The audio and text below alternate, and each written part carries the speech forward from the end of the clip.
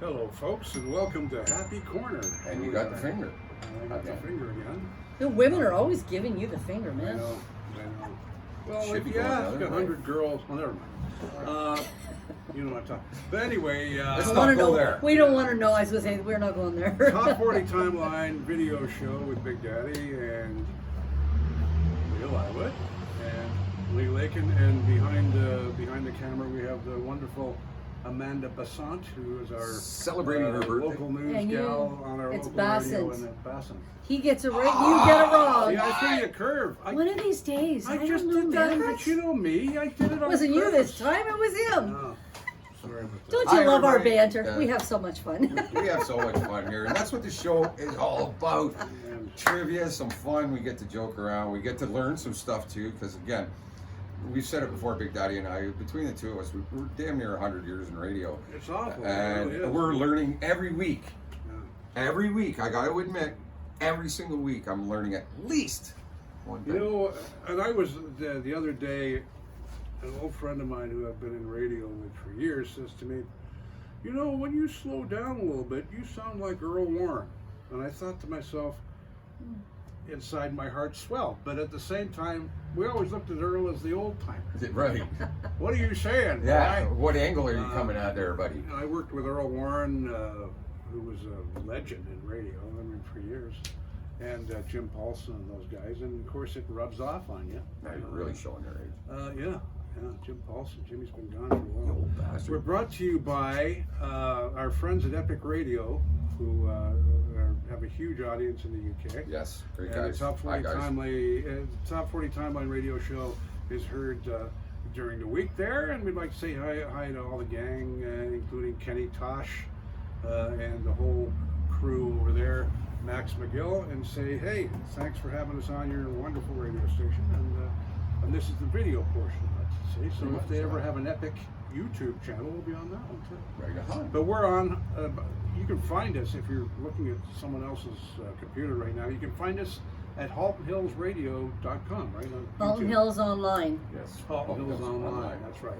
Halton Hills Radio was your role. Yeah, I haven't got a clue. She does everything. I do absolutely nothing but sit here and ask her what's going on. And we are coming to you from Halton Hills, Canada, or Acton, Canada, and we're in Lee's garage, my garage, where we do a jam every Friday night. So music is a big part of what we do and why we talk about this and why we want to bring Well, the tribute to you. And although, I mean, I had my small piece of playing music when I was in my late teens, early 20s, I did play with a band, but I mean, for the most part, it's just been my life since I was born. Sitting on steps for hours, listening to transistor radio, 4 or 5 years old, collecting records. So this history and trivia for me is a passion. It's something that I like to share. Music you know? is my life. It's, you know, same here. 4 years old, I was in the studio with Gordon Lightfoot, Red Shea, and John Stockfish, recording, you know, I think it was his 7th or 8th album. Did you play the spoons on one of those songs? No, but if you listen in the background, you might hear me booting around a little motorized cart that they had in there.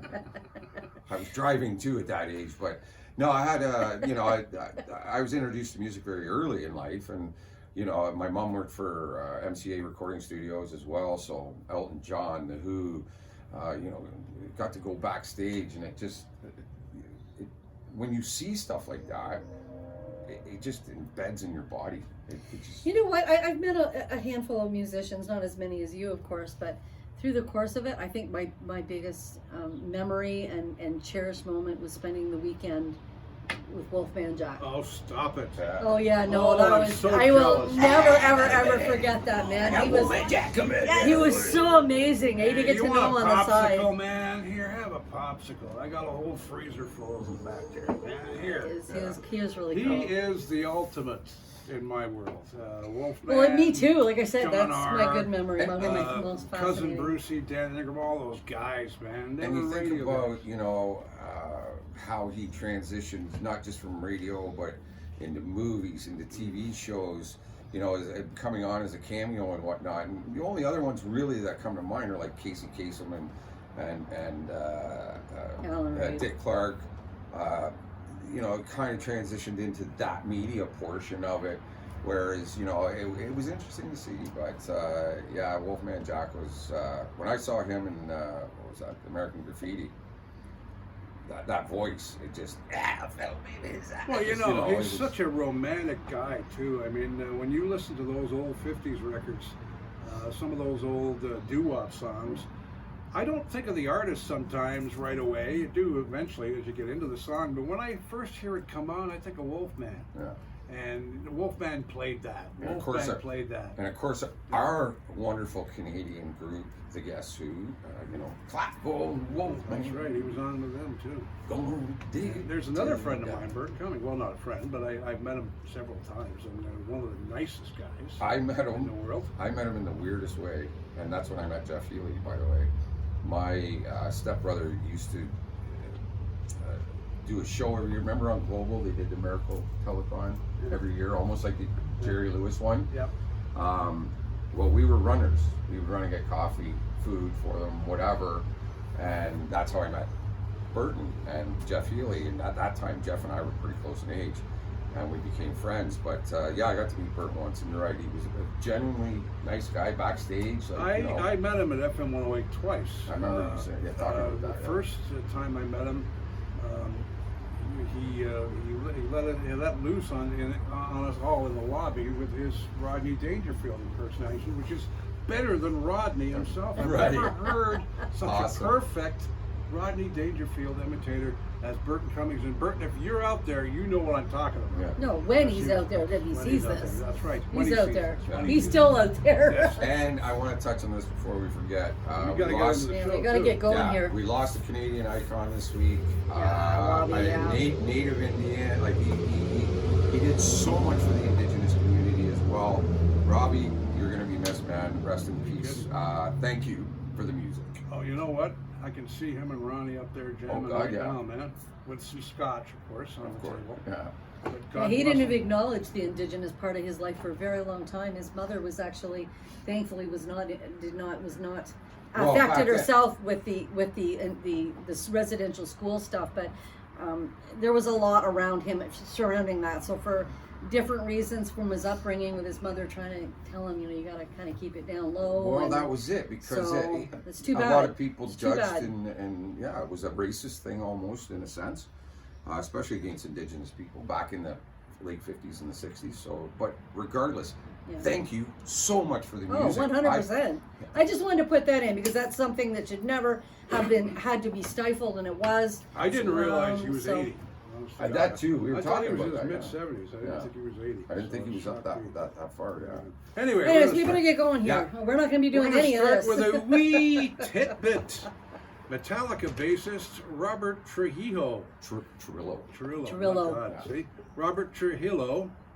Was it what? Trillo. Anyways. Anyway, Bobby was in a Pacific Bell Smart Yellow Pages commercial that aired in the 90s, and when asked to think of something that couldn't be found in the Pacific Bell Smart Yellow Pages, he mentioned that he was looking for a kilt because he was going on tour and apparently wanted to wear one. So there you go. Don't we do one more? And was you that go a story? for Yeah, go ahead, man. In 1981, Norman and Marilyn White of Libertyville, Illinois, filed a $250,000 lawsuit in Lake County, Illinois Circuit Court against Atlantic Records because their telephone number was included in the AC/DC song "Dirty Deeds Done Dirt Cheap," That's hilarious. resulting in hundreds of prank phone calls. Can you imagine people calling you, you got dirty deeds, man, what can you do? How cheap are they, man? How cheap are they? Hey man, is this the Dirty Deeds line? Man, oh, man. I love that too. That's where I'll do 2 or 3 here that kind of little. Yeah, you can take over. So, 1957, Paul Anka makes his U.S. television debut singing Diana on American Bandstand. You know who One Diana of the first was? Canadians actually to do that too. As well, so. Diana Yeah. was his baby. He singer. was Yeah. the first, I think, He was was he the not? first, I think, I yeah. think he was the first. Yeah. 1966, Kirsten Hirsch of Throwing Muses is born in Atlanta, Georgia. After suffering a brain injury from a bike accident at 16, she starts hearing noises in her head and develops a split personality she calls Rat Girl, who emerges when she writes and performs. Interesting. Uh, Yeah, do another.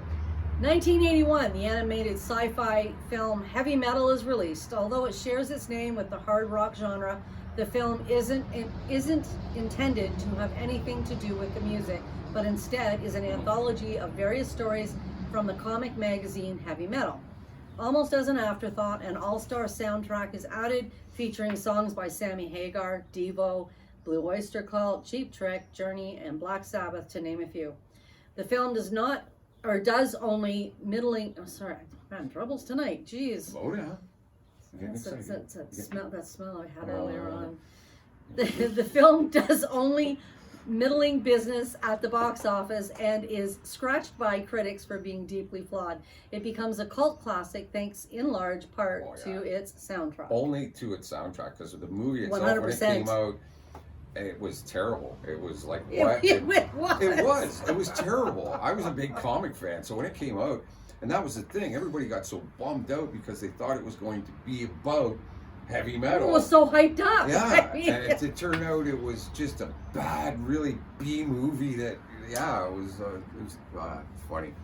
All right, 2012, where did we go here? Why is that? We're at the bottom there. There we are. 2012, our teleprompter's taking time. Madonna plays a concert in Moscow during which she expresses support for the group Pussy Riot, who have been jailed for performing their song Mother of God, Putin's Run, in a Moscow cathedral. Leave it to Madonna. She would never do that.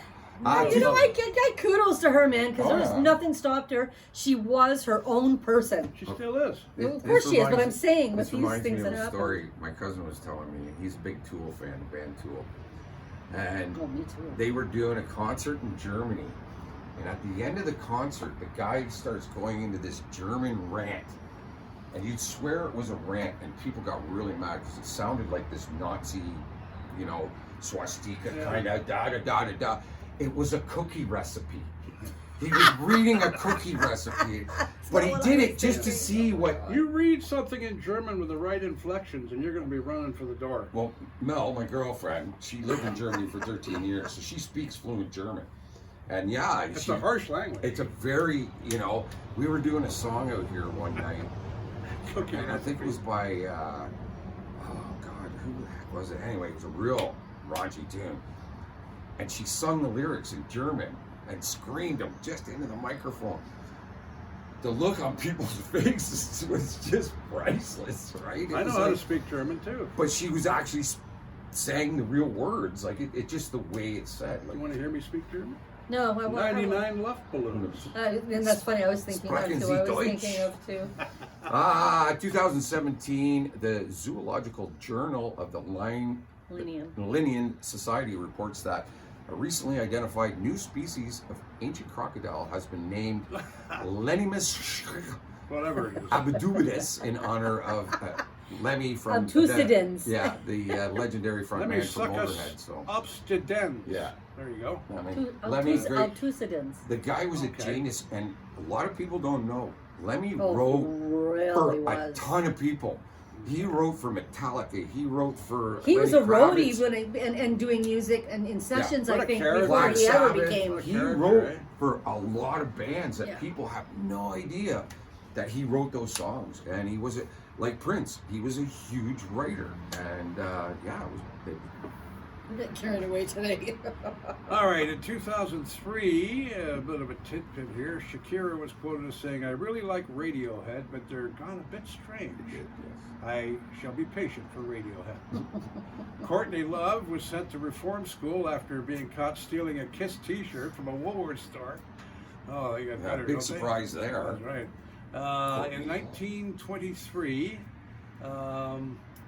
a 14-year-old clarinet player named Benny Goodman lands his first professional gig playing for a cruise ship operating on Lake Michigan near Chicago, and I'll do one more.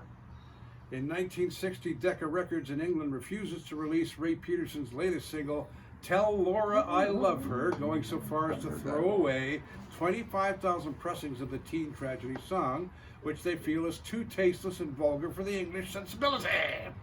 A cover of Ricky Valens proves wrong by going straight to number one. And the Grizzly song, in which a stock car driver mutters the title words before he dies, ironically only reaches number 7 in America. But the BBC ridiculously... You want to talk censorship? Yeah, that's the you want to talk censorship? I think every show we talk about that, because there's always something, But Almost Mash every day I do sticks out stuff. in my mind more than that. How could you be so stupid? You know, the British people didn't enjoy Monster Mash until 1973. Tell us how you really feel, Russ. That's fine. Is it my turn? No, Usually it is always, but. he'd keep going if we let him. Oh, yeah. Okay, I can go now? Go ahead. Okay. 1974, Richard Nixon says he will be resigning as President of the United States. Crosby, Stills, Nash & Young, on tour in New Jersey, announced the news from the stage before playing their anti-Nixon song, Ohio. Love that song, too. Beautiful. And you talk about a band that can harmonize. Oh, yeah. Wow. Nobody could harmonize like them. Well, the Eagles, I put Beautiful. the Eagles in that category. They're There's a close. few of There's them. a few, yeah. but they all have it, but it's a certain way. They're Oh, all yeah. different and Oh, unique, God, yeah. right? You're Very right. so.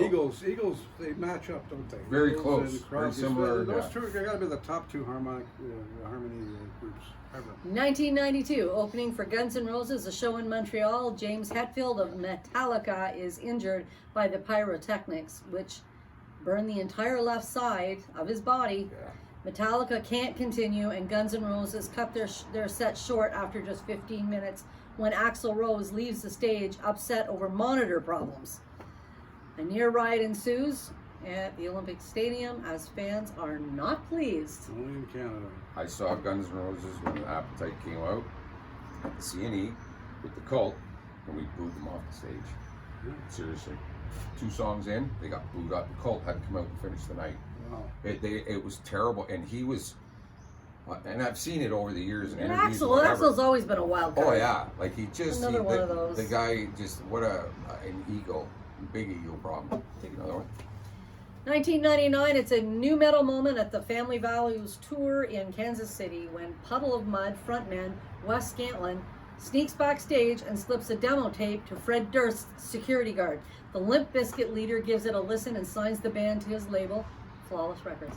Wow. Amazing sometimes. Humble Just the beginnings. right place, right time. That's Meant to be. Meant to be, right? Definitely. Another tidbit here. The Stereophonics started out under the name Blind Faith until discovering Eric Clapton had used it all the way back in 1969. You know, I didn't know that. And I knew Eric Clapton had used the name, but I didn't know They started and yeah. realized, oh, we can't do that. Yeah.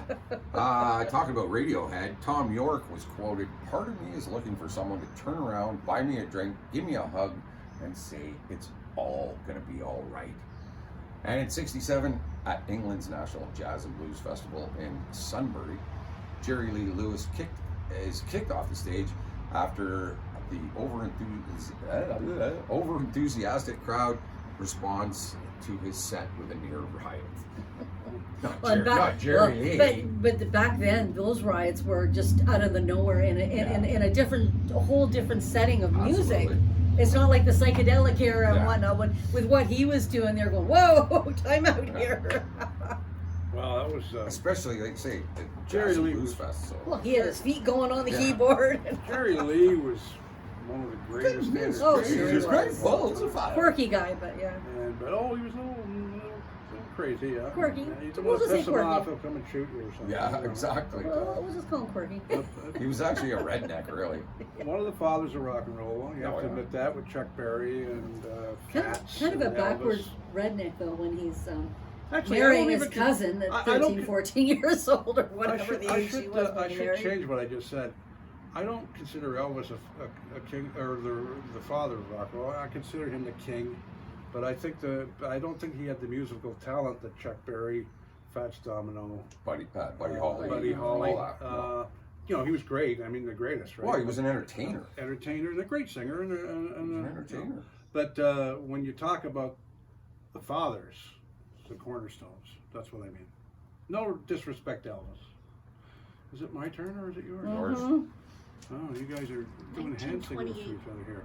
1920, 1930. 1967 at England's National Jazz and Blues Festival in Sunbury. Oh yeah, you just read that one. 1974. See, we're all screwing up this week, aren't we? It's good. It's good. It's good. It's good. Means she has to edit it all out, but she won't. She'll leave it in there. 1974, 4 members of jazz rock group Chase, including leader Bill Chase, are killed in a plane crash near Jackson, Minnesota.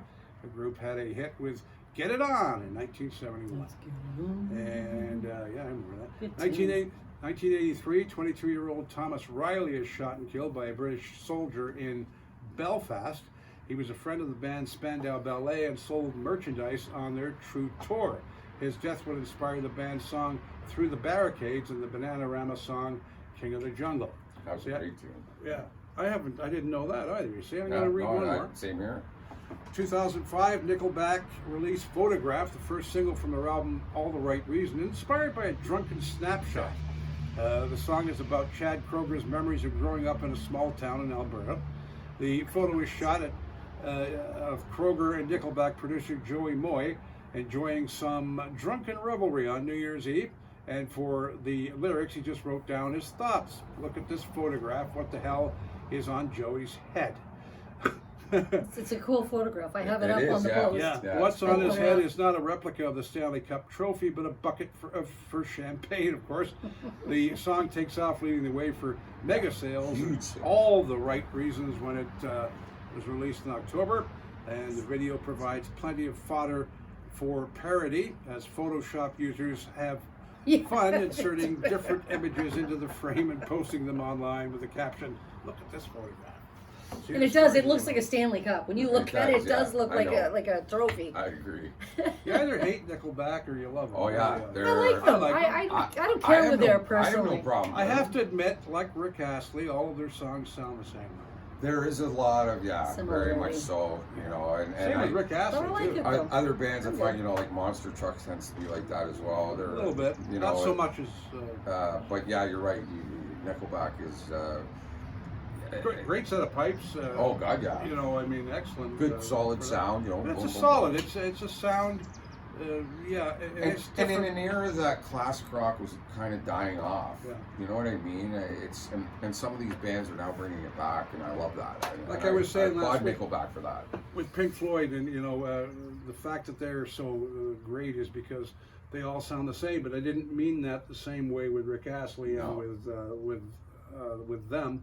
It's because Pink Floyd, it's the sound I was talking about, but not every song sounds the same by Yeah. Pink Floyd. So I just want to clarify that. Go ahead. Is it my turn or yours? No, it is. Please, go ahead. Soon it's going to be nobody's. 2008. yeah, I know. Well, I we're am. running I know. out- we're running out of time, I know so- where I am. 2008, in an interview with the Calgary Herald, Full House actor Dave Collier claims that he's the subject of ex-girlfriend Alanis Morissette's hit 1995 song "You Oughta Know." Morissette won't confirm or deny the mystery man's identity, but tells Entertainment Weekly 55 people can take credit for that song, and I'm always curious about why they're doing it, but Dave is the most public about it. 1983, biologist Ferdinando Buero named a Californian jellyfish. Oh, see, now I'm getting it now. Yeah, why are you you get this one? That's all right, I'm good. But Faella Zappai, after Frank Zappa noting that he had pleasure in naming this species after the modern music composer. In 1994, Belgian biologists named a Camerones spider. Okay, here we go. Vajinknatha Zappa. So he's got Okay, two something of like them. that.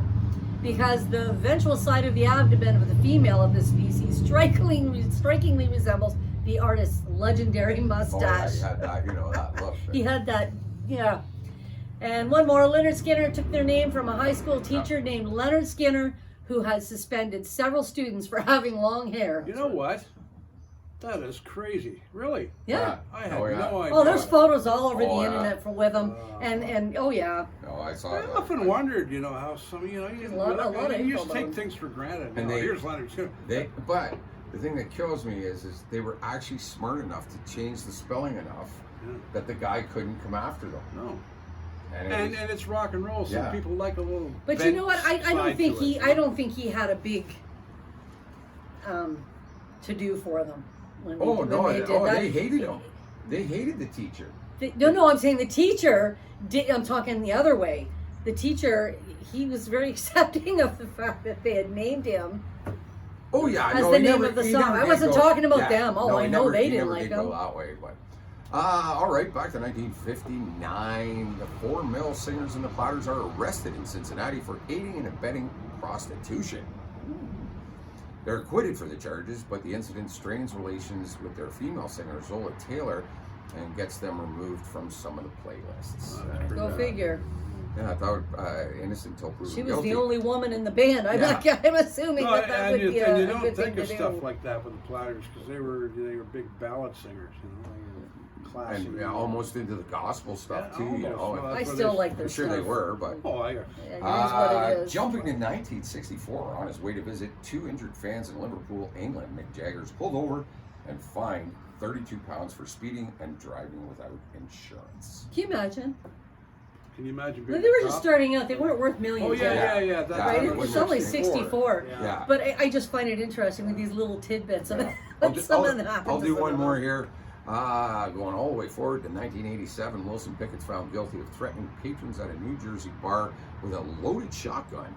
After a brawl inside the club, he's given 2 years probation and fined $1,000. You don't want to piss off Wilson? No, I guess not. He's carrying around a shotgun, man. Right. Boy, that guy could sing, eh? Oh yeah. Oh, unreal. 6, 3, 4, 5, 7, 8, 9. Let me get that earworm going. In 2007, Laura Marling shares the stage with other indie artists like Crystal Castles and Mystery Jets at the first ever underage festival in Victoria Park, London. The festival, which grew out of a series of club nights in the Elephant and Castle district of South London, is open to only to 13 to 17-year-olds. At 17, Marling fits right in. I think that's amazing. Yeah, that's cool. 2012, the bands Kiss and Motley Crue donate $100,000 together to the families of victims of the Aurora, Colorado Dark Knight shooting. The massacre occurred Friday, July the 20th in a movie theater showing The Dark Knight Rises.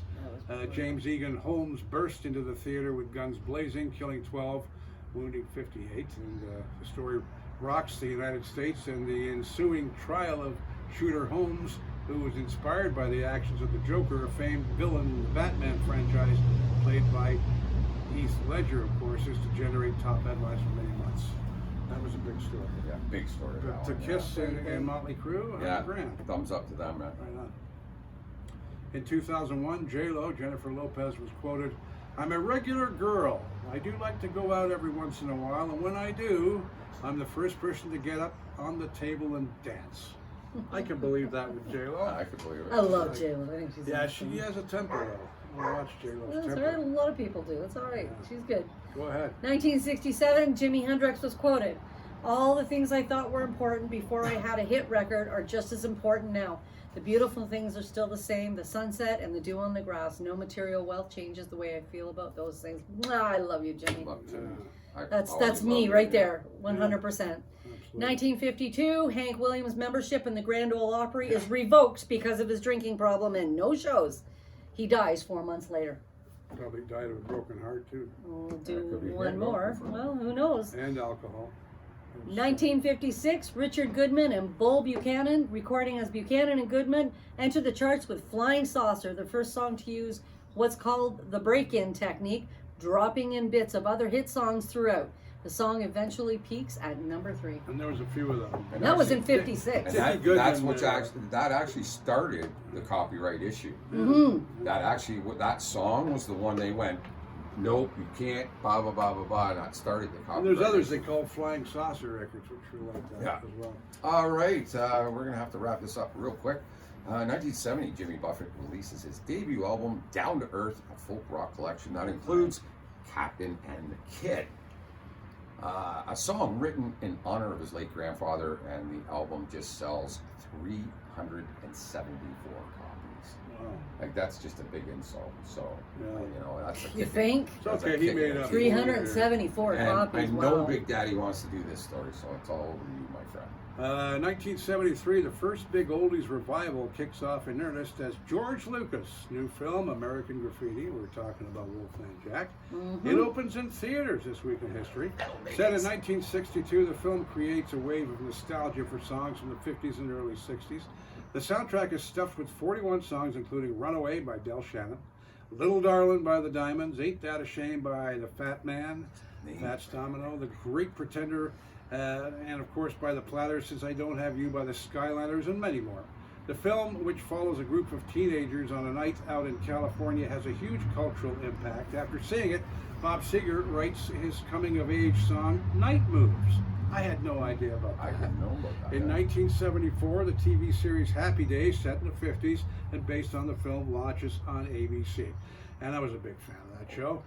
Music is a focal point of the show. Its theme song is Rock Around the Clock by Bill Haley. American Graffiti is also notable for an appearance by the famous DJ Wolfman Jack, who to this point was often heard releasing. Well, that was it. He was rarely. A lot of people thought Wolfman was black. Really? Because if you haven't seen them, you get that deep, gruff voice, right? How many times people have come up to us after being on the air? I've had people walk up to me and go, "Man, I thought you were bigger," or they always say to me, "You don't look like what I heard on the radio." I don't know what they had in their head or whatever, but I've had it so many times that people, when they meet me, like, "Oh, you're a guy on the radio. Wow, you're not what I. Are we about done, or how are we going for time? Yeah. Okay, we're gonna. That was the last story. That was perfect. Oh, we got through all the stories. Look out. We got through all the stories this week. Great stories this week. Mandy, get over here. It's your birthday. Yes. Mandy is, big happy birthday to Mandy. This is Amanda, and she does our local news, and she has her own radio show, and she paints. She's being kidnapped she's tonight by her video, kids. And she's being kidnapped because it's her birthday. Doesn't she look pretty? Go stand back there. There you go. I the did whole the world. twirl. Look out. I There didn't you have go. to say do the Pretty. twirl. And they're taking her out tonight, and apparently they said, "Get your hair done, get a nice, pretty dress, Pack a bag. and pack a bag." And she doesn't know where she's going, but I have a funny feeling I know where she's going. So happy birthday, sweetie! Yes, definitely. And thank you so much. Yeah, Hello thanks. to Epic Radio. Thanks for tuning us in. And Epic Radio. Hi, guys. Good to see you. We're going to get busy here in Lee's Garage. We've got a jam coming up tonight, so looking forward to it. And I hope everybody has a great week. Are we supposed to say worldwide something? You guys say that. I don't remember. I have no idea. She's the one that should Uniting community worldwide. Boats and hose. Am I supposed to do this backwards? And I'm still here 4 years later, believe it or not. And she, I love fucking hell out of her. You don't realize. I need to wear a white lace dress and do twirls, I think, and maybe that will. You don't realize she's Maybe. handcuffed to the chair. Her legs are handcuffed to the chair. That's why she doesn't get up and move around. I start dressing like you, and Big Daddy will be all about me too. Did you? Instead of cutting me off all the time. Did you know you're beautiful too? I'm not worried about that. Way better looking than us. Have a great week, everybody. Thanks for tuning in. We love you guys. Oh, we have so much fun with our banter. Can I do that again? Just double checking, right? Stop touching. Have a good week, everybody. Stop touching.